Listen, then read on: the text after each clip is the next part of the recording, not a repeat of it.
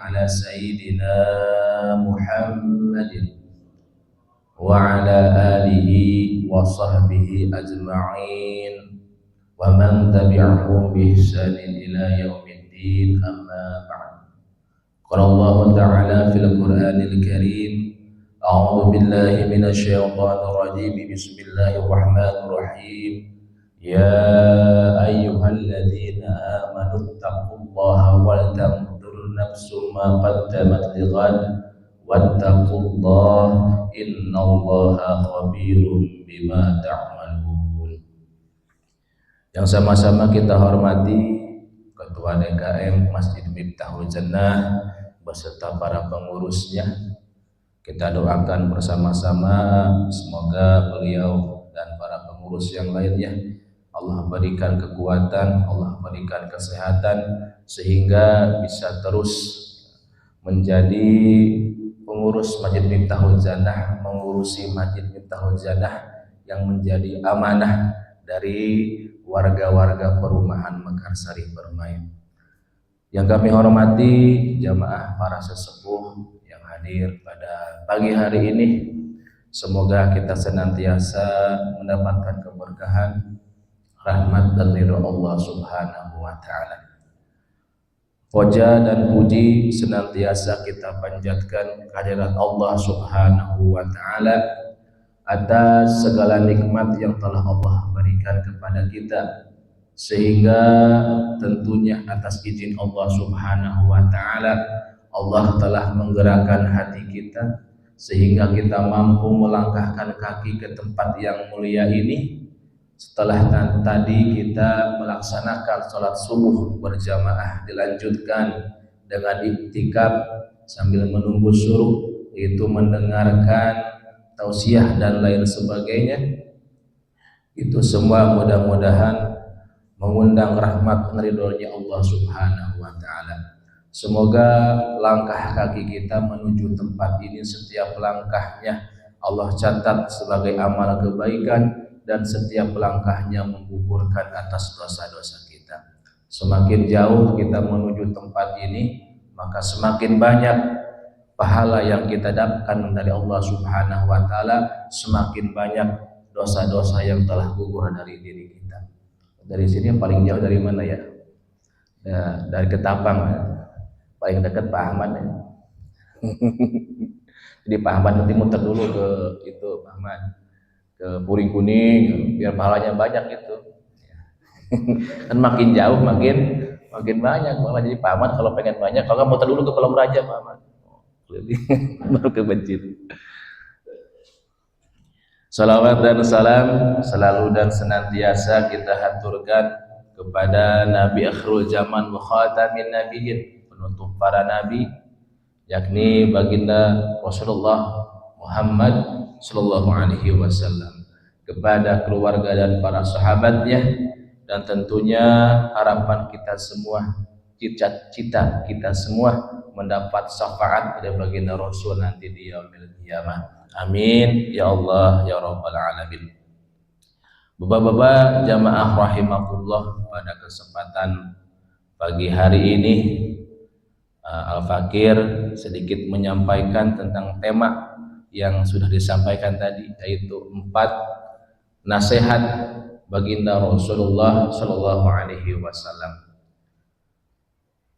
Baginda Rasulullah sallallahu alaihi wasallam pernah bersabda kepada sahabat beliau, yaitu Abu Dzar Al-Ghifari. Abu Dzar Al-Ghifari merupakan sahabat baginda Rasul yang awal-awal masuk Islam. Awalnya dulu itu Abu Dzar ini dari kelompok penyamun. Penyamun apa? Perampok ya. Masuk Islam, dapat hidayah dari Allah, menjadi sahabat baginda Rasulullah SAW. Orang yang penuh dengan kejujuran, orang yang penuh dengan kejuhudan. Makanya banyak kutipan-kutipan hadis yang Rasulullah sampaikan kepada Abu Dzar tentang tasawuf, akhlak dan lain sebagainya. Pada pagi hari ini menyampaikan 4 nasihat, 4 wasiat baginda Rasul kepada Abu Dzar Al-Ghifari. Tentunya ini bukan hanya untuk Abu Dzar Al-Ghifari, tetapi untuk kita juga semuanya sebagai umat baginda Rasulullah Shallallahu Alaihi Wasallam. Kata baginda Rasul, ya Abi Dzar Al-Ghifari, nama aslinya itu Jundub bin Janadah, nama aslinya itu Jundub bin Janadah. Kata baginda Rasul, ya Abu Dzar, jadidis safinata fa innal bahra amikun. Jadidis safinata fa innal bahra amikun. Kata baginda Rasul kepada Abu Dzar Al-Ghifari, ini pernah saya sampaikan di Pinang Merah nih, cuma baru 1 dari 4 ini. Alhamdulillah dari Pinang Merah ada Pak Joko baru 1, nanti ada 3 lagi belum, di sini aja 3-nya ya. Yaitu yang pertama nasihat dari baginda Rasul, yaitu perbaharuilah kapalmu karena lautan itu dalam. Nasihat yang pertama dari baginda Rasul kepada Abu Dzar Al-Ghifari, tentunya kepada kita, yaitu perbaharuilah kapalmu karena lautan itu dalam. Ini nasihatnya pakai kiasan, Pak.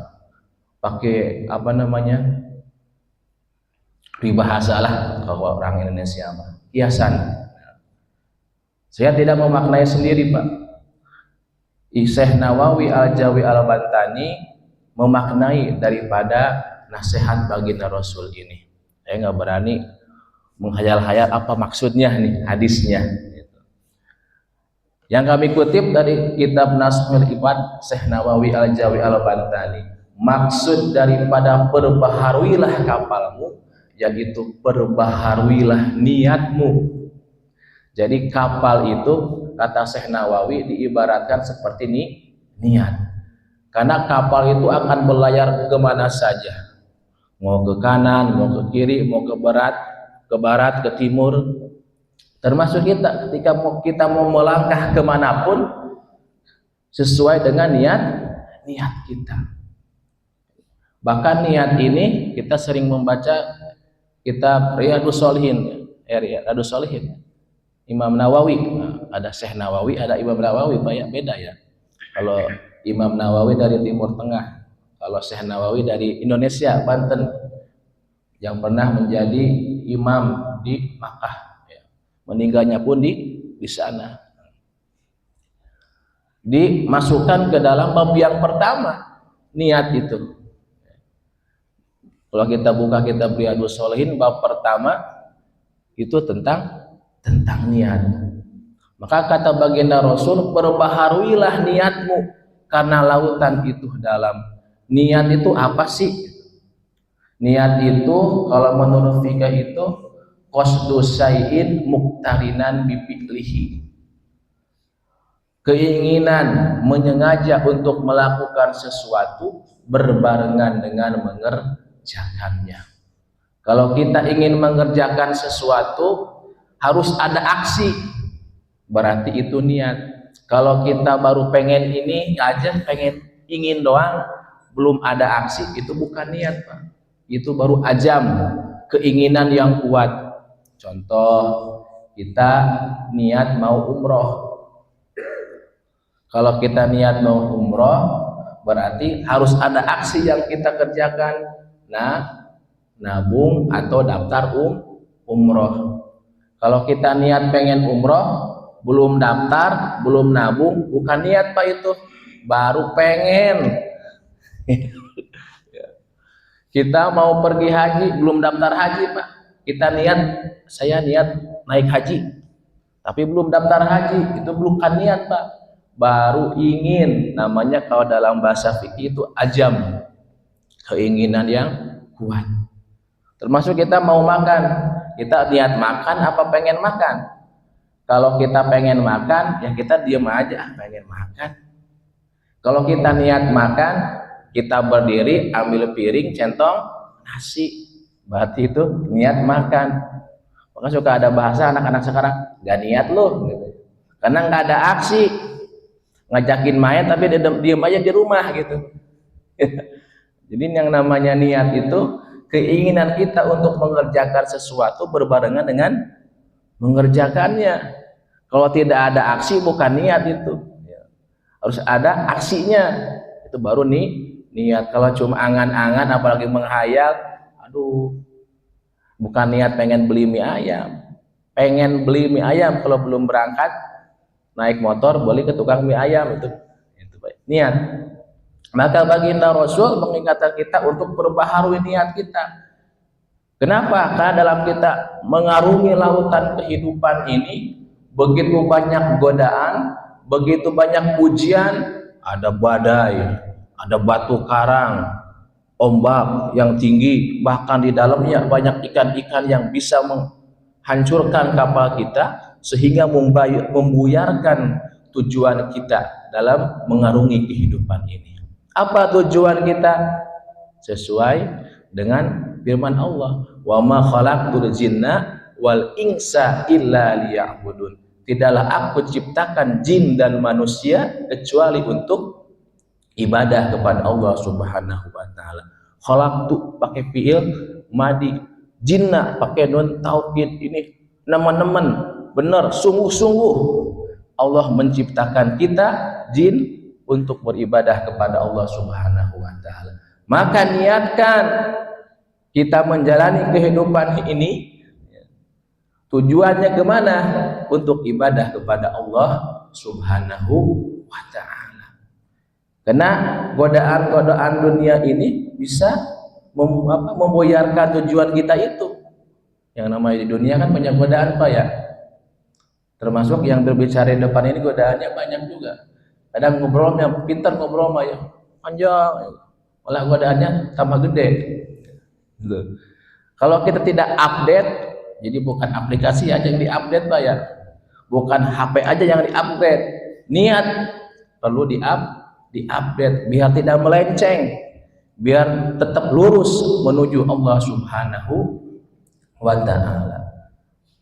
Kita sering mendengar sabda baginda Rasul, innamal a'malu binniyat wa innama likulli imri'in ma nawa. Segala amal perbuatan itu tergantung niatnya, dan setiap orang akan mendapatkan apa yang dia niatkan. Niat itu bab paling pertama di kitab Riyadhus Shalihin ini. Bahkan ketika kita belajar usul fikih, kita tahu minimalnya ada 5 hukum syara, ya. Wajib, haram, sunnah, mubah, itu lagi makruh. Bahkan kalau dalam kitab Mabadi Usul Fikih itu dapat sah, batal, minimal 5 lah kita ya. Ada yang disebut dengan mubah. Mubah itu suatu perkara yang Allah tidak menjanjikan pahala bagi yang mengerjakannya, dan Allah tidak mengancam siksa bagi yang meninggalkannya. Banyak perkara mubah, Pak. Kita makan, minum, mubah hukumnya. Tidur, mubah. Bahkan kita mencari nafkah, hukum awalnya adalah mubah. Kita healing, refreshing, hukumnya mubah. Kita olahraga, hukum awalnya adalah mubah. Banyak perkara-perkara yang kita kerjakan yang hukumnya adalah mubah, di mana Allah tidak menjanjikan pahala bagi yang mengerjakannya, tidak mengancam siksa kepada yang meninggalkannya. Tetapi sesuatu yang mubah bisa berubah bernilai ibadah di sisi Allah Subhanahu wa taala dengan adanya niat. Dalam kitab Ta'limut Ta'alim, Pak, yang mungkin setiap 2 minggu sekali ya, hari Jumat, di bab pertama itu tentang niat mencari ilmu. Syekh Ad-Darnuji Al-Hanafi, madhab Hanafi, mengutip hadis baginda Rasul. Terkadang ada perkara, kata beliau, amaliyah terlihat seperti amaliyah dunia, tetapi di mata Allah merupakan amaliyah akhirat karena bagusnya niat. Tetapi sedangkan ada pula seperti amaliyah akhirat, tapi ternyata di mata Allah adalah amaliyah dunia karena buruknya niat. Maka jangan sampai niat kita dalam melaksanakan apapun kehidupan dunia ini melenceng dari tujuannya, yaitu ibadah kepada Allah Subhanahu wa taala. Kita makan dan minum bisa jadi ibadah, Pak. Niatnya apa? Kita makan, kita minum, kita niatkan agar dengan makan dan minum ini Allah memberikan kita energi sehingga kita kuat untuk ibadah kepada Allah Subhanahu wa taala. Coba kita bayangkan, Pak, kalau kita sholat gak makan, kelaparan, sambil nahan lapar, tentu juga dia tidak khusyuk. Jadi kita makan, minum, kita niatkan untuk ibadah kepada Allah Subhanahu wa taala. Kita tidur, kita niatkan tidur kita, istirahat kita untuk menjaga kesehatan kita sehingga kita kuat ibadah kepada Allah Subhanahu wa taala. Coba bayangkan kita lagi sakit, suruh ibadah, suruh sholat, gak khusyuk, Pak, ya, gak deg-deg, yang ada meriang misalnya, kita sholat karena air wudhu aja dingin. Kemudian apalagi banyak hal-hal yang mubah bernilai ibadah dengan niat. Kita bekerja, kita niatkan pekerjaan yang kita kerjakan, nafkah yang kita hasilkan itu untuk ibadah kepada Allah Subhanahu wa taala. Gaji kita untuk apa? Untuk memenuhi kebutuhan kita agar kita bisa ibadah kepada Allah Subhanahu wa taala. Kita ulama, kiai, ustadz ngajak, ayo kita ke masjid, ayo kita sholat. Tetapi yang diajak sholat jamaahnya pada kelaparan, Pak. Ikut nggak? Bakalan, Pak. Jadi harus seimbang itu. Jadi segala sesuatu kita niatkan, yang mubah itu kita niatkan ibadah kepada Allah Subhanahu wa taala. Misalnya kita healing jalan-jalan, kita niatkan refreshing kita biar kita nanti semangat lagi ibadah kepada Allah Subhanahu wa taala. Olahraga juga sama, kita niatkan olahraga yang kita kerjakan ini untuk dalam rangka ikhtiar kita menjaga kesehatan, kebugaran sehingga kuat untuk ibadah kepada Allah Subhanahu wa taala. Jadi dari kita bangun tidur sampai kita tidur lagi, sebenarnya itu bisa menjadi amal ibadah buat kita semua dengan adanya niat. Oleh karena itu baginda Rasul menasihatkan kepada kita untuk terus mengupdate niat kita, khawatir setiap aktivitas yang kita kerjakan niatnya melenceng, niatnya tidak untuk kepada Allah, tidak untuk ibadah kepada Allah Subhanahu wa taala. Walaupun Allah itu nggak butuh, Pak, ya, ibadah kita. Kita diperintahkan untuk ibadah kepada Allah. Allah mah nggak butuh ibadah kita, yang butuh adalah diri kita. Maka kita anak-anak kalau maghrib tuh sering baca apa? Allah wujud idam bako. Ada salah satu sifat dari Allah, qiyamuhu binafsihi, yang maknanya Allah tidak membutuhkan yang menentukan. Kita mau jadi orang beriman ataupun tidak, agak ngaruh sama Allah mah. Misalnya seandainya nih seluruh umat manusia, jin semuanya iman kepada Allah, Allah mah nggak dapat untung, nggak akan merubah daripada kemahaan Allah. Jika seluruh manusia maupun jin nggak ada yang beriman kepada Allah, Allah nggak rugi, nggak akan merubah mengurangi dari kemahaan Allah Subhanahu wa taala. Kan Allah itu qiyamuhu binafsihi, maknanya apa? Salah satu maknanya adalah tidak membutuhkan kepada yang menentukan. Jadi kita ibadah kepada Allah yang untuk kita, bukan untuk orang lain. Itu nasihat baginda Rasul yang pertama, Pak, ya. Masih ada 3 lagi. Kemudian nasihat baginda Rasul yang kedua, bahudizadi kamilan fa inna safara ba'idun. Bawalah bekal yang cukup, kata baginda Rasul, karena perjalanannya jauh. Nasihat baginda Rasul yang kedua, wa khadizadi kamilan fa inna safara ba'idun, dan bawalah bekal yang cukup karena perjalanannya jauh. Bekal apa? Bukan bekal uang, Pak, ya. Bukan bekal duit, bukan. Kalau kita mau jalan-jalan ke Borobudur pasti kita bekalnya duit. Ya, duit cash sama di ATM. Tapi dekat ke Borobudur. Ini perjalanan jauh, lebih jauh dari perjalanan kita di dunia ini, maksudnya perjalanan akhirat. Apa bekalnya? Nah, kata Allah dalam Al-Quran, wa tajawwadu fa inna khairul zadi taqwa. Dan berbekalah, maka sebaik-baik bekal adalah takwa kepada Allah Subhanahu wa ta'ala. Perjalanan akhirat jauh Pak, panjang, lama. Kita sudah mengalami berapa alam Pak?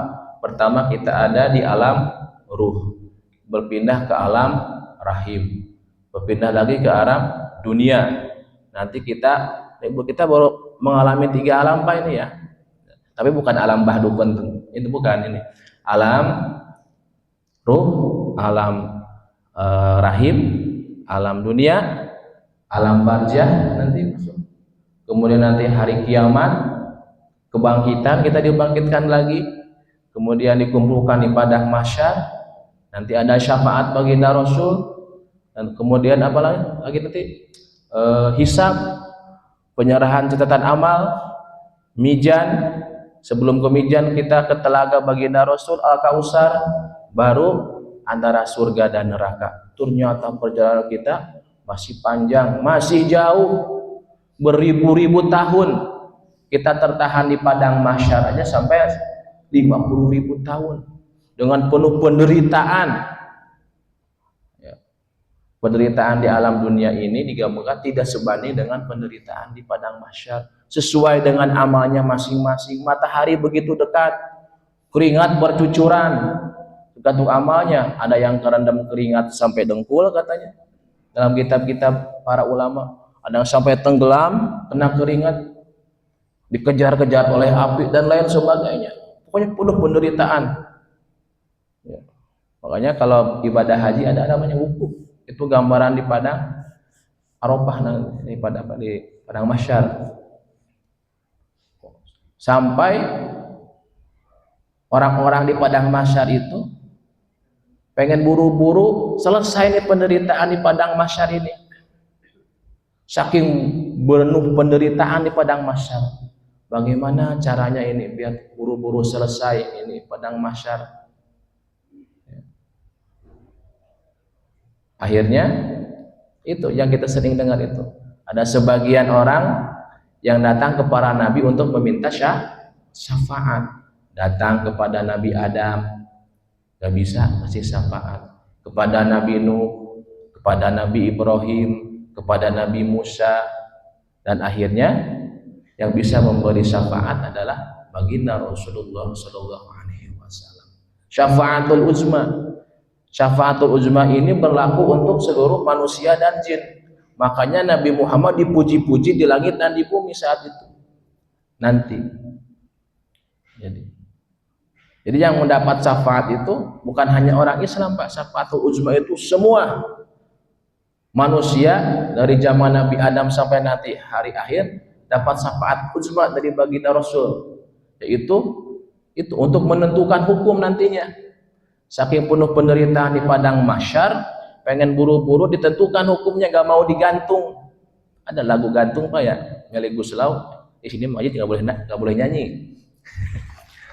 Digantung sama Allah, pengen buru-buru diadili. Neraka apa surga? Saking begitu dahsyatnya padang mahsyar. Makanya orang-orang pada mencari syafaat karena sudah nggak tahan lagi beribu-ribu tahun di padang mahsyar. Sedangkan hitungan akhirat dengan dunia itu perbandingannya 1 hari di akhirat sama dengan 1000 tahun di dunia. Wa inna yauman inda rabbika ka'alfi sanatin mimma ta'uduna. Kata Allah dalam Al-Quran. Perbandingan 1 hari di akhirat sama dengan 1000 tahun di dunia. Pernah saya ngitung-ngitung Pak pakai kalkulator, kita hidup di dunia ini, ambillah misalnya kita dapat umur 100 tahun di dunia ini. Ternyata kalau kita konversikan ke akhirat, itu ternyata kita hidup cuma sekian jam di akhirat. Gak nyampe sehari kita hidup di akhirat itu. Kalau kita hidup dibandingkan hidup di dunia dengan hidup di akhirat, berarti kita hidup di dunia ini gak nyampe sehari, di akhirat sebentar. Saya hitung cuma 2 jam Pak. 2 jam kehidupan akhirat, kita hidup di dunia ini sebentar. Makanya baginda Rasul apa menyatakan, mengkiaskan perjalanannya jauh, memang jauh akhirat, bako kekal abadi selamanya, tidak ada lagi kehidupan akhirat, dunia lagi setelah kehidupan akhirat. Dan sebaik-baik bekal adalah takwa kepada Allah Subhanahu wa taala. Apa itu takwa? Kalau kata Sayyidina Ali, imtisalu awamirillah wajtinabu nawahi, menjalankan perintah Allah, menjauhi larangan Allah Subhanahu wa taala. Ciri-ciri orang takwa banyak dalam Al-Qur'an. Contohnya dalam surah Al-Baqarah ayat ketiga, alladzina yu'minuna bil ghaibi wa yuqimuna sholata wa mimma razaqnahum yunfikun walladzina yu'minuna bima unzila ilaika wa ma unzila min qablik wa bil akhirati hum yuqinun. Ciri-ciri orang bertakwa salah satunya itu iman kepada yang gaib. Gaib itu apa, Pak? Gaib. Gaib itu apa sih gaib? Ada yang ngomong gaib itu tidak ada. Bukan, gaib bukan tidak ada, Pak. Masa Allah tidak ada? Malah sebaliknya, Allah itu wujud, Allah itu ada. Apa bukti dalil Allah itu ada? Adanya makhluk sebagai dalil, sebagai bukti bahwa Allah itu ada. Kalau kita wujud nggak, Pak? Kita nih wujud nggak, Pak? Sebenarnya kita tuh nggak wujud, Pak. Aslinya kita ini bisa wujud karena diwujudkan oleh yang wujud. Hakikatnya wujud cuma satu, Allah, gak ada yang lain. Allah itu ada, Allah itu wujud, mustahil adam, artinya tidak ada mustahil bagi Allah. Kita ini sebenarnya tidak ada, Pak. Kita itu tidak wujud, kita diwujudkan oleh Allah Subhanahu wa taala yang maha wujud. Makanya dalam ilmu akidah, wujud itu ada 3 macam, Pak. Ada wujud idopi, ada wujud zamani, ada wujud hakiki. Wujud idopi itu wujud yang disandarkan kepada yang lainnya, seperti kita. Kita bisa wujud disandarkan kepada ibu bapak kita, wasilahnya. Seorang kakek bisa disebut seorang kakek karena disandarkan oleh seorang cucu, namanya wujud idopi. Ada wujud zamani, wujud yang dipengaruhi oleh zaman, oleh waktu. Mohon maaf, misalnya Kak Ipan dulu tahun 70 ada, lahir misalnya. Nanti tahun sekian masih nggak ada. Tapi nggak tahu tahun kapan sih, nggak tahu tahun kapan nggak adanya. Jadi kalau kita mah diawali dengan tidak ada, dan tidak ada lagi. Akhirnya tahun 70 misalnya Kak Ipan lahir, nanti tahun berapa, nanti nggak ada lagi. Akhirnya artinya meninggal. Itu wujud zamani. Kita mah wujud itu. Sedangkan wujud yang hakiki yaitu wujud Allah Subhanahu wa ta'ala yang tanpa awal, tanpa akhir, idam namanya. Itu anak-anak kalau sore juga dibaca Allah wujud idam, itu makanya kesana, Pak, ya. Itu gaib. Jadi gaib itu adalah sesuatu yang tidak bisa kita rasakan oleh hisi. Hisi itu apa? Panca indera. Panca indera kita tidak bisa menangkap yang gaib. Kalau malaikat gaib kan, Pak? Jin. Sebenarnya malaikat, jin itu nggak gaib, Pak. Yang gaib cuma satu, Allah. Jin, malaikat bisa gaib karena digaibkan oleh Allah. Sebenarnya hakikatnya yang gaib itu hanya Allah. Maka alladzina yu'minuna bil ghaibi itu Allah. Yang lain mah nggak gaib. Yang lain itu digaibkan oleh Allah yang maha gaib. Itu tanda-tanda takwa adalah percaya kepada yang gaib, mendirikan sholat dan lain sebagainya. Kalau dibahas nanti panjang ya, Pak, ya. Jadi itu nasihat baginda Rasul. Yang kedua, bawalah bekal yang cukup karena perjalanannya jauh. Jadi ada dua apa ya? Yang pertama, perbaharui niat kita. Yang kedua, kita persiapkan bekal kita untuk perjalanan abadi, perjalanan yang jauh.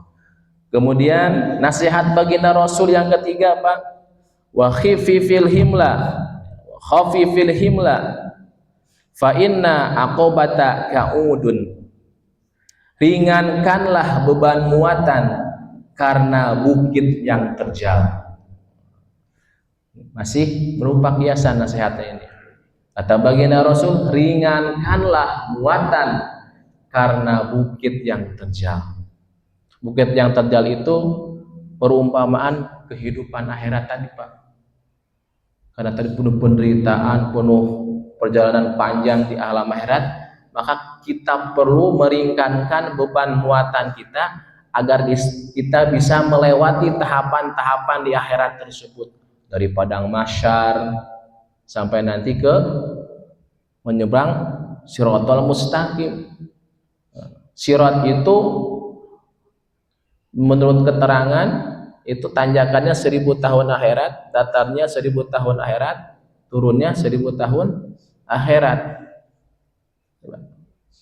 Dan sirat itu lebih tipis daripada sehelai rambut kita dan tajam, lebih tajam seperti semurai. Banyak durinya. Kita mah boro-boro melintasi yang sehelai rambut itu, Pak ya. Kalau ada kegiatan 17-an, Pak, mapai awi kata orang Sunda mah. Kita berjalan di atas bambu, di bawahnya ada kolam, ada air. Kita sering jatuh. Apalagi ini sirat sudah tajamnya seperti pedang, lebih tajam daripada pedang samurai, banyak durinya, lebih tipis daripada rambut. Dalam keterangan ulama seperti samut rambut sehelai dibelah 7. Yang bisa menyelamatkan kita hanya amal kita. Ada yang secepat kilat, baginda Rasul yang pertama masuk surga langsung sampai. Ada yang seperti angin, ada yang terbang, ada yang berlari, ada yang berjalan, ada yang membawa tunggangan. Yang suka kurban tuh, hewan kurbannya dipakai tuh. Ada yang pakai masjid, siapa yang suka memakmurkan masjid? Menurut keterangan dalam kitab Tijan Darore, Syekh Nawawi menjelaskan itu, Pak. Itu yang saya jelaskan itu ini keterangan kitab, Pak ya, bukan kata saya ya. Kalau kata saya masih ngeri itu. Menurut Syekh Nawawi dalam kitab Tijannya ada yang melintasi sirat dengan masjid. Oke, nah masjid, Pak, karena sering memakmurkan masjid. Memakmurkan masjid ya minimalnya sholat berjamaah di masjid. Seminggu sekali ada pengajian, alhamdulillah bisa hadir. Minimalnya sholat berjamaah di masjid kalau kita ada di rumah. Memakmurkan masjid itu bisa menjadi sarana kita nanti untuk menyeberang sirat. Muatan itu mana? Kurangilah muatan yang bisa memberatkan kita ketika berada di alam akhirat. Apa muatan itu? Kata baginda Rasul adalah dunia. Kenapa dunia, Pak? Karena dunia itu pertanggungjawabannya berat. Orang miskin dengan orang kaya hisabnya bedanya berapa tahun, Pak? 500 tahun. Yang miskin masuk duluan masuk surga, yang orang kaya masih dihisab, bedanya 500 tahun. Perkara-perkara dunia ini yang akan bisa memberatkan kita ketika kita melalui kehidupan di akhirat. Karena banyak pertanyaan nantinya. Banyak pertanyaan. Kita dapat harta dari mana? Dapatnya bagaimana caranya? Sudah dapat dibelanjakan kemana? Dibuat apa? Dan lain sebagainya. Banyak. Kita punya HP kita tuh nanti ditanya, Pak, ini HP beli pakai duit dari siapa? Dipakai buat apa HP-nya? Banyak ya. Itu baru sekitar HP, belum umur kita, semuanya akan dihisab. Ya, yang maksud di sini adalah perkara dunia yang bisa memberatkan kita dalam perjalanan akhirat.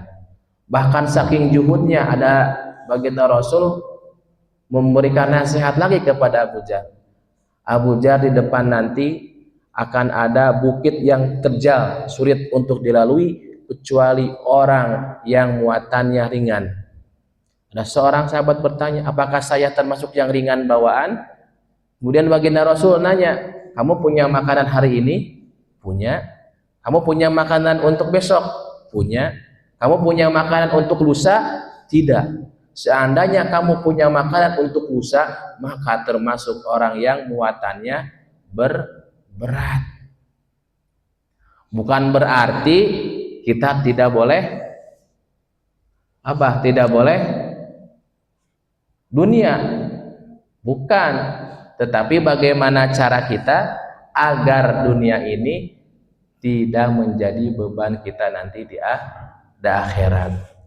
Bahkan baginda Rasul mengatakan, laisa khairukum min tarkid dunya lil akhirah walal akhirata di dunya walakin khairukum min akhada min hadihi wa hadihi. Yang paling baik di antara kalian bukanlah yang meninggalkan dunia untuk akhirat, dan juga bukan yang meninggalkan akhirat untuk dunia, tetapi yang mengambil keduanya, yang artinya dunia tidak ditinggalkan, akhirat dikerjakan, akhirat dikerjakan, dunia jangan ditinggalkan. Makanya kita sering mendengar ummatan wasato, tawasud, pertengahan. Nah, kita itu harus pertengahan, jangan condong ke kanan dan jangan condong ke kiri. Atau baginda Rasul, nikmal matiyatud dunya fartahilu tuballighukumul akhirah. Sebaik-baik kendaraan adalah dunia, maka kendarailah untuk membawamu ke akhirat. Artinya bahwa kehidupan dunia yang sekarang kita terus ikhtiarkan, kita gunakan sebagai kendaraan kita untuk menuju akhirat, untuk bekal kita ke akhirat, agar tidak menjadi menjadi beban muatan kita nanti di akhirat. Jadi bukan berarti kita harus miskin, Pak. Itu saya mau nggak mau kerja. Yang tidak boleh itu menumpuk-numpuk harta, apalagi dengan cara jolim. Zaman sekarang banyak korupsi, gitu. Korupsi jadi budaya. Sumatera salah satu akibatnya adalah keserakahan manusia, pembalakan liar, sehingga terjadi bencana longsor di Sumatera itu, Aceh. Karena itu mereka yang mengumpulkan dunia berlebihan, yang tidak habis 7 turunan, ada hama, hidup cuma sebentar, buat apa gitu, sehingga menimbulkan bencana di mana-mana. Yang tidak boleh itu seperti itu, yang bikin muatan kita berat nanti di akhirat, urusan dunia. Tapi bukan berarti kita harus meninggalkan urusan dunia, karena kita butuh untuk memfasilitasi kita menuju alam akhirat. Gimana kita mau ibadah haji, mau umroh, kalau kita tidak punya duit kita bisa dapatkan dengan cara berusaha, berikhtiar, perkara dunia. Kita mau umroh juga sama, kita mau zakat, mau kurban, mau apapun, sedekah dan lain sebagainya, perlu dunia, dan dunia itu didapatkan dari kita berusaha, berikhtiar.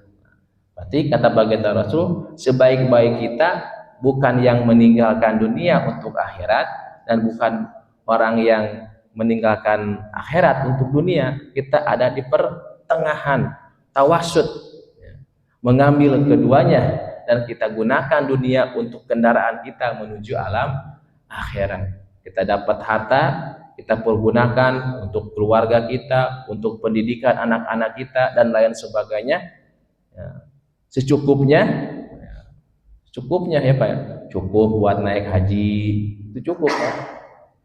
Jadi kita pertama nggak usah banyak-banyak, cukup buat naik haji, cukup buat umroh, Pak. Ya itu. Jadi itulah pesan baginda Rasul yang ketiga, bahwa kita itu diperintahkan oleh baginda Rasul untuk apa? Untuk meringankan bawaan. Kemudian pesan baginda Rasul yang keempat, yang terakhir Pak, terakhir nih.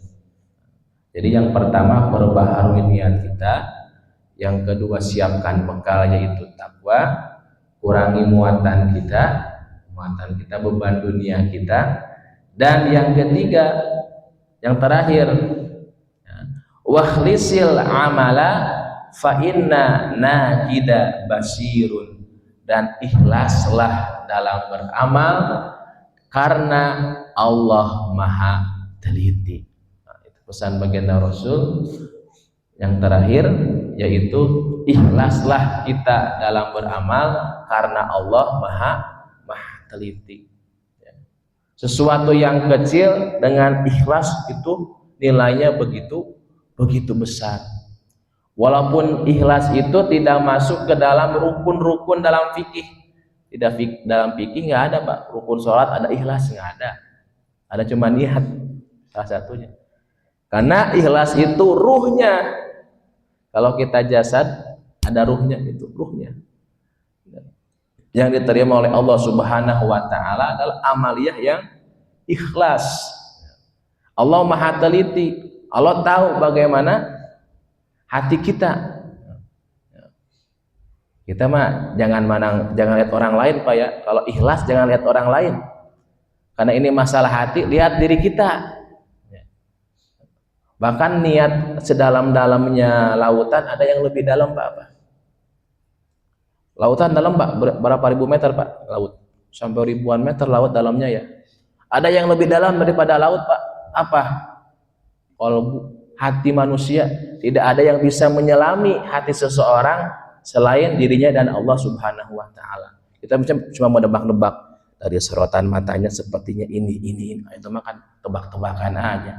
Yang tahu sedalam-dalamnya hati seseorang, dirinya dan Allah Subhanahu wa taala. Tentang niat, tentang keikhlasan, yang tahu hanyalah dirinya dan Allah. Nah, kemudian Syekh Nawawi Al-Jawi Al-Bantani memberikan 3 kategori yang termasuk ikhlas Pak. Nah, jadi kita masuk yang mana nih ikhlasnya nih? Ada 3 tingkatan. Kalau kita kitab hikam beda lagi. Ya. Kitab hikam sama tingkatannya 3, cuma ada perbedaan. Nah ini deh, kata Syekh Nawawi Al-Jawi Al-Bantani, ada 3 tingkatan ikhlas. Kita ada di mana nih dari yang 3 ini? Lihatnya ke diri kita, bukan ke orang lain ya. Oh, kita mas jangan sampai kita sering nunjuk. Kalau nunjuk kan satu Pak ya. Ini yang 3-nya ke sini. Kalau nunjuk Pak ya. Yang sering nunjuk kamu ini, yang 3 ke sini nih, balik ke kita. Nah, jadi kita ada di mana nih? Kata Sanawi Ajawi Al-Bantani, niat itu ada 3 tingkatan. Ini tingkatan yang paling rendah dulu Pak ya. Yang paling rendah. Wa martabatu salah satu, yang ketiga dulu. 3, 2, 1. Yaitu ayya'mala lillah, melakukan amal karena ada bagian dunia yang dia inginkan, atau menginginkan dijauhkan daripada mudarat atau malapetaka. Jadi seseorang beribadah kepada Allah, ikhlas yang nomor 3 ini, yang paling bawah Pak ya, itu dia ibadah karena menginginkan bagian dunia dan ingin dihindarkan dari mara bahaya. Boleh Pak? Boleh. Itu termasuk ikhlas tingkatan ketiga. Contohnya apa? Kita sholat duha Pak. Kita sering mendengar keutamaan sholat duha. Membuka apa? Rezeki. Kita sholat duha karena ingin rezeki kita Allah berikan kemudahan. Salah satu keutamaannya itu kan salat duha, membuka rezeki dengan sedekah salat 2 rakaat. Kata baginda Rasul dalam kitab Riyadhus Shalihin itu kan, setiap persendian kita itu ada sedekahnya setiap hari dan mencukupi dengan salat 2 rakaat. Kita pengen salat duha karena menginginkan bagian dunia agar Allah lancarkan urusan kita, rezeki kita. Itu ikhlas, Pak. Ikhlasnya nomor 3. Atau kita bersedekah karena sedekah itu bisa menumbuhkan harta kita berlipat, makin banyak, misalnya berkah. Kita sedekah 100.000, mudah-mudahan nanti pertama jadi 1 juta misalnya. Ada bagian dunia yang ingin kita harapkan dari sedekah kita, dari ibadah kita. Itu ikhlas, Pak. Tapi ikhlasnya nomor 3. Kita ada di mana nih?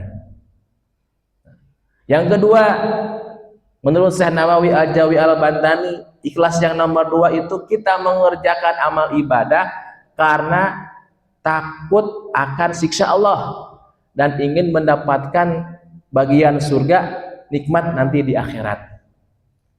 Kita sholat, mudah-mudahan dengan sholat ini bisa mengantarkan kita ke surganya Allah Subhanahu wa Ta'ala. Ikhlas, Pak. Saya tuh gak mau ninggalin sholat, takut dapat siksa dari Allah, takut masuk ke dalam nerakanya Allah. Saya tuh gak mau mabok, walaupun pengen mabok misalnya, takut siksa Allah kepada orang-orang yang suka mabok misalnya. Saya melaksanakan puasa, sholat, pengen masuk surga, pengen mendapatkan imbalan surga dari Allah Subhanahu wa Ta'ala. Saya meninggalkan kewajiban itu takut dapat siksa dari Allah. Nah, itu ikhlas nomor 2, Pak. Ikhlas nomor 2 itu. Kita di mana nih? Yang terakhir, yang paling atas, ikhlasnya dia melaksanakan amal ibadah tidak ada tujuan apa-apa, karena bentuk penghambaan diri dia kepada Allah Subhanahu wa Ta'ala, sebagai bentuk syukur dia kepada Allah Subhanahu wa Ta'ala. Murni, terserah Allah mau saya masuk surga atau enggak mah, itu mah urusan Allah.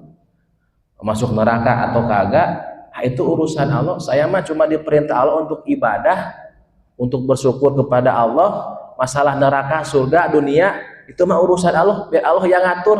Saya mah ini aja, ibadah aja, gak ada niatan yang lain, pengen ibadah aja. Saya mah syukuran sama Allah. Sholat bukan karena pengen masuk surga, bukan karena takut neraka. Sholat ya karena perintah Allah, sebagai bentuk penghambaan diri kepada Allah, sebagai bentuk syukur kita kepada Allah.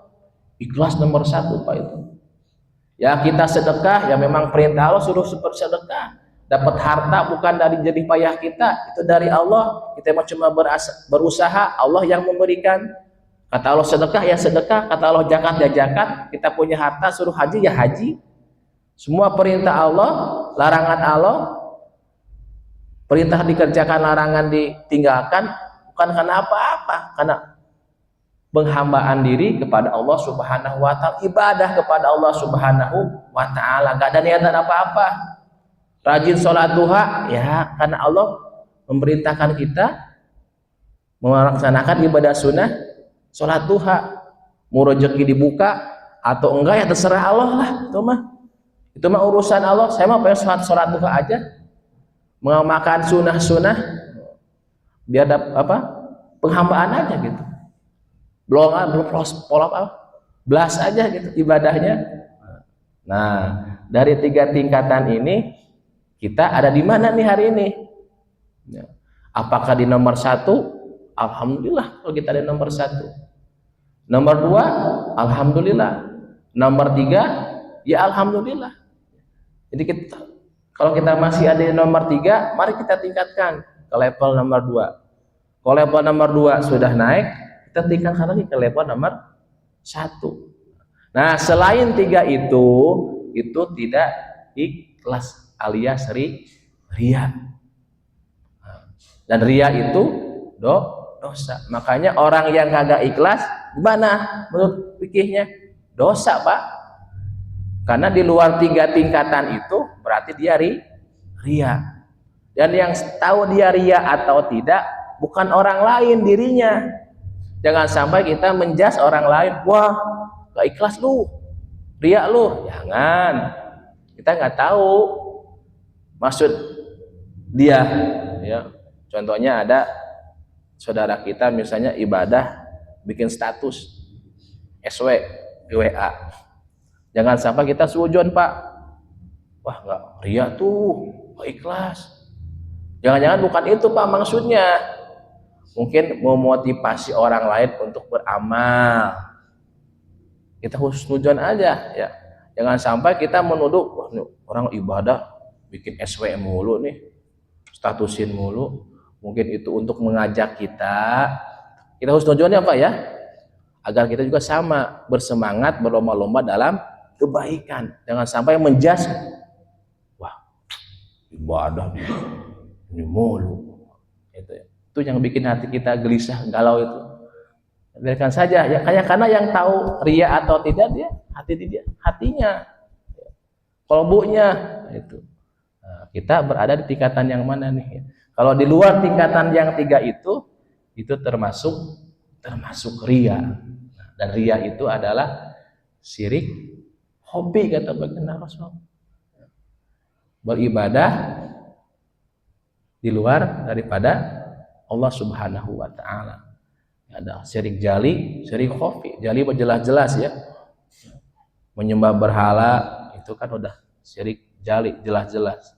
Tapi yang Rasulullah khawatirkan adalah syirik khafi. Apa? Ria. Walaupun misalnya pakai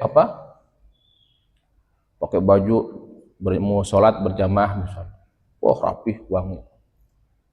Karena dalam hatinya ada keinginan untuk dipuji sama orang lain, biar kelihatan alim. Atau sebaliknya, ada orang yang pura-pura tawadu, Pak.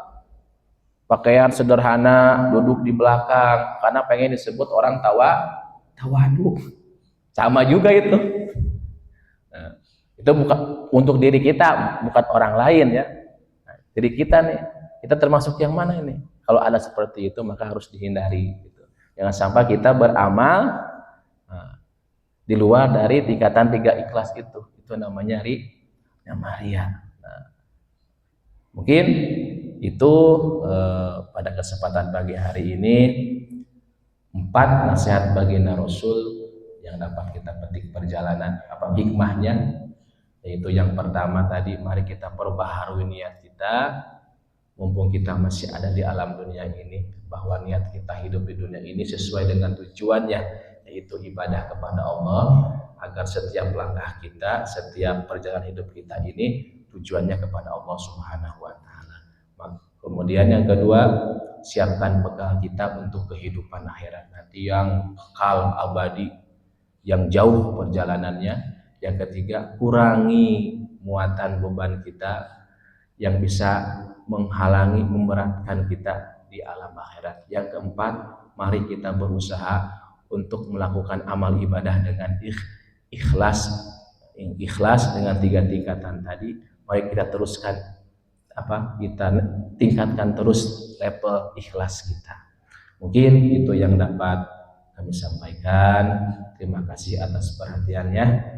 Mohon maaf atas segala kekurangannya, dan marilah kita tutup dengan membaca doa kafaratul majlis. Subhanakallahumma wa bihamdika asyhadu an la ilaha illa anta astaghfiruka wa atubu ilaik. Wallahul muwaffiq ila aqwamit thoriq. Wassalamu alaikum warahmatullahi wabarakatuh.